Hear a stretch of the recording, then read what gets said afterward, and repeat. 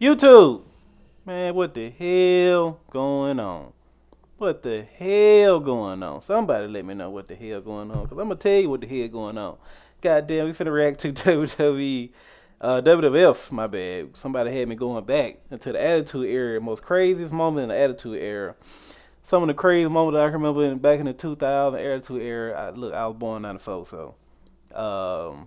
Goddamn, Vince McMahon was killing himself every week, getting hit by shit. Stone Cold giving a bill shower, Undertaker and Kane setting people on fire. Shit like women, bra and panties matches. Everybody love those. Edge and Lita scene. Was that that one? I don't think that was that around the Attitude Era. It had to be. Triple H, and Shawn Michaels going off set and having women, lift their shirts and stuff. Man, I know they used to have some crazy time. They used to have some crazy time. Was that when Kurt Angle had the milk going crazy? Yeah, I know they had some crazy time. Promos was great. Like everything was fucking great. It was no night they were missing. They weren't missing a night. They were just going crazy, having fun. I feel like they kind of getting back to that now. They kind of getting back to that mode where Vince ain't got. They said no McMahon has. This is the first time in I think like 30, 40 years where no McMahon in running nothing in the WWE, which is crazy. And yeah, we'll hop to the video and see what the hell going on. I know they shout out to one of my subscribers. I think she picked this video. So shout out to you. I love you, fuck with you. And I always gotta do my shit for hope y'all having a good day, blessed day, positivity in your life and all that good shit. So if ain't nobody told you, you can say Rex told me. Keep pushing. This one's Stone Cold. If this one's Stone Cold, yep, I know what this is. Everybody should know what this is. When Mick Foley won the title from The Rock. Yo, the crowd. The Attitude Era of World Wrestling Entertainment was a time when sports entertainment embraced a grittier, more contentious approach that encouraged more violence, obscenity, and sensuality. Yep. While WWF was in the thick of its illustrious Attitude Era from 1996 to 2002, there was never a greater time to be a pro wrestling fan. For this video, we've compiled some lists of the wildest moments of the Attitude Era in 2000. Without further delay, let's get started. We can still today go back and watch any episode, segment, or match from the Attitude period and be reminded of why we are wrestling fans, since it was ranked as the fourth best thing of the 1990s. With a roster packed with legendary names such as Stone Cold Steve Austin, The Rock, The Undertaker, Kane, Mick Foley, Triple H, Shawn Michaels, Kane, Jericho, Kurt Angle, Big Show, Chris Jericho, Rikishi, Booker T, Edge, Christian, The Hardy Boys, The Dudley Boys, Trish Stratus, Lita, and more. WWE's... Yo, do you see that list? That list is crazy. And it still was way more people. You had a Cruiserweight division that was going crazy. You just had everybody going crazy. Women, it was way more women going crazy. They had shit. That's the only thing that was wrong with the Royal Rumble. I'm going to make a video about the Royal Rumble too. That's the only thing I did like about the Royal Rumble. The Royal Rumble, I gave an 8 out of 10. Only because some of the women, I don't know if they music, but we didn't kind of know who they was. Shit like that. But other than that, she was a great show. But anyway. Attitude Era was the most successful period in company history. You're fired. Very few wrestlers sat idle during this period, and almost every wrestler in the company was entangled in a storyline. At the time, the face of the company was Steve Austin, whose rival, The Rock, was right behind him, sharing those prestigious top spots on the roster. Although The Rock used to sell stunners like nobody else. That man selling was top tier. And then they went to WrestleMania. They went to WrestleMania, headline WrestleMania 3 times in a row, didn't it? Or like 2 times, then skip one, or then again. Or so, I can't remember the years. But yeah, that is crazy.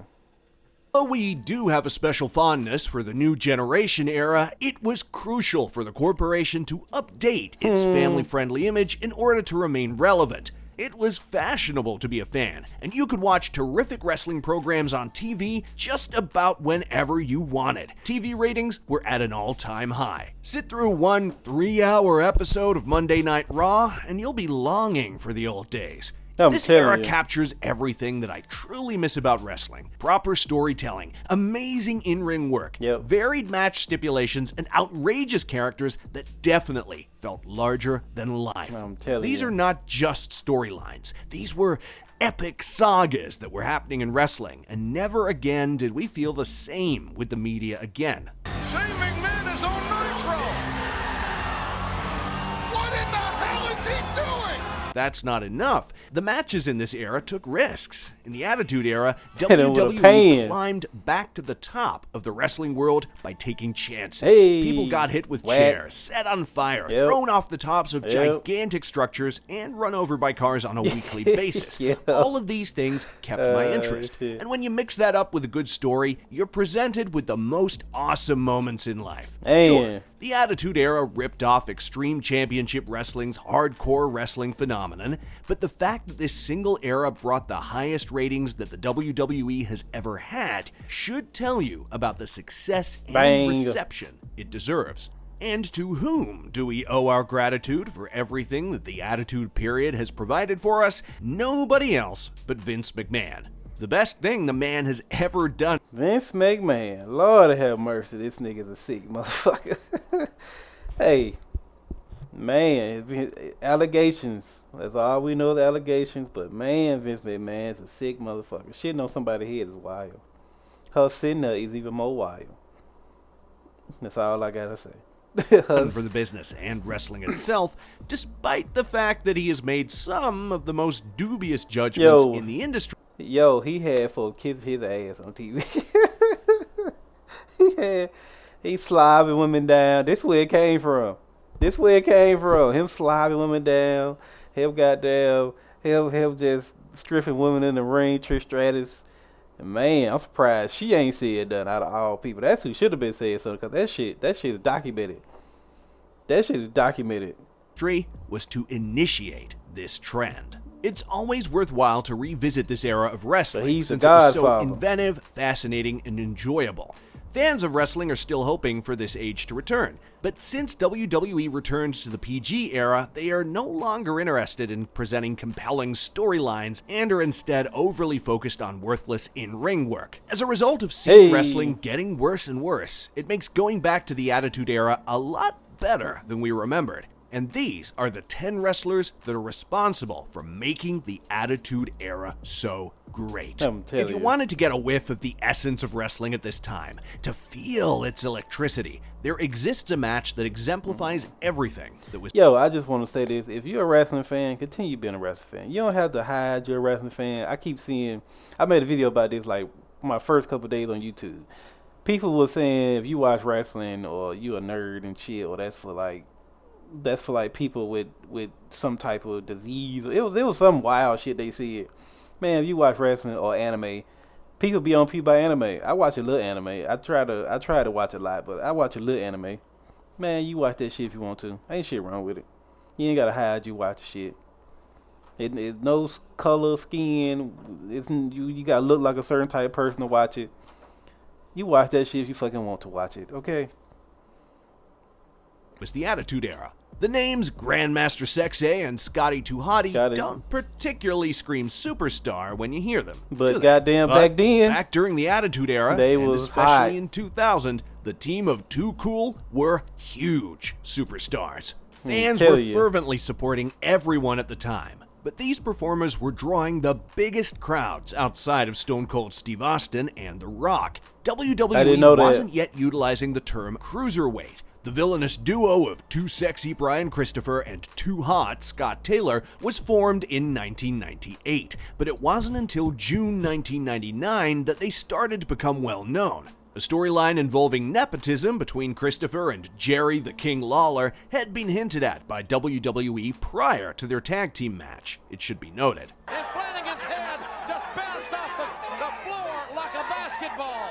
In typical outrageous form, I don't Too remember that. Cool started dancing their way to the ring and, in the process, danced their way into the hearts of the WWE fans. What was it that actually gave their popularity a boost? Becoming friends with Rikishi Fatu in an odd way. The Head Shrinkers and the Sultan were two gimmicks that Rikishi had used in the WWE, but Rikishi seemed to have the most appeal. Whether or not that is because he rubbed his behind in superstars' faces or not, one can only speculate. But the mean, tough Samoan who could dance was a wildly good fit for Too Cool, and they created magic together. All through 2000, the trio would dance together after their matches, and they'd convince Rikishi to do so with the yellow shades that, for some reason, transformed him.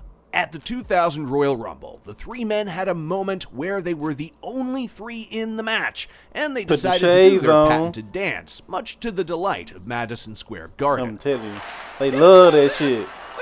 He put them shades on. Of course, Rikishi then threw both Christopher and Taylor out.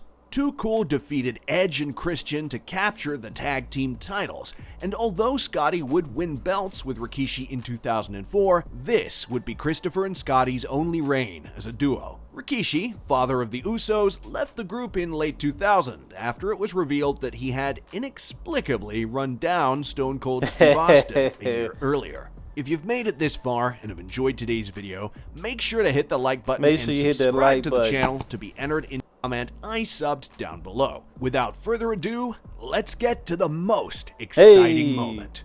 In March 2001, Scotty was written off TV with a broken ankle from Kurt Angle, but in reality, he had serious neck issues that would plague the rest of his career. I didn't know that. He needed surgery. Later that same year, Sexay was released from WWE after he was arrested for attempting to cross the Canada-United States border with illegal drugs in his possession. This was the beginning of issues that would hurt Christopher. That was pretty much it for Too Cool in the Attitude Era. Scotty would return to the company following neck surgery and eventually team up with Rikishi on SmackDown following the brand split. As mentioned earlier, they'd win the tag belts once. What do they currently do? Brian Christopher sadly took his own life in July 2018. After being stopped for drunk driving and then attempting to avoid capture, he hanged himself in his cell. Despite being only 46 years old, it is long thought that he had fought alcohol and drug addictions.